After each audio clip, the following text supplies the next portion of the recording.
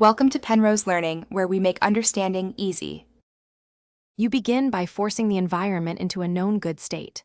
First, update the Messenger desktop app to the latest release. Once done, sign in with the identical account on your phone and laptop. Make sure system date and time are accurate, and disable VPNs or proxies temporarily because they can block key exchanges.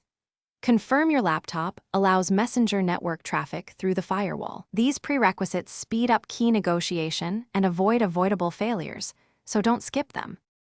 Once the apps are ready, relink your laptop by initiating the device verification flow in Desktop Messenger. On the phone, open Security Settings and display the QR code or numeric key, then scan it with the laptop camera or manually compare the 6-digit or 16-character code. You must confirm the key match on both sides. This step exchanges the end-to-end keys and establishes trust. Make sure you accept any prompts to sync secure keys. Otherwise, messages will remain only transport encrypted, not end-to-end protected. Finish by sending a short test message and confirming you see the encryption lock or explicit indicator in the chat header.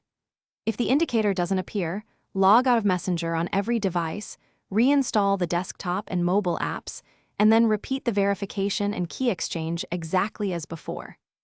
If problems persist, check the phone's security settings and permissions, clear app caches, and confirm the network allows direct connections. That one troubleshooting tip, reinstall and re-verify, resolves most stubborn key sync issues. Thanks for watching. If this was helpful, leave a like and consider subscribing. See you next time.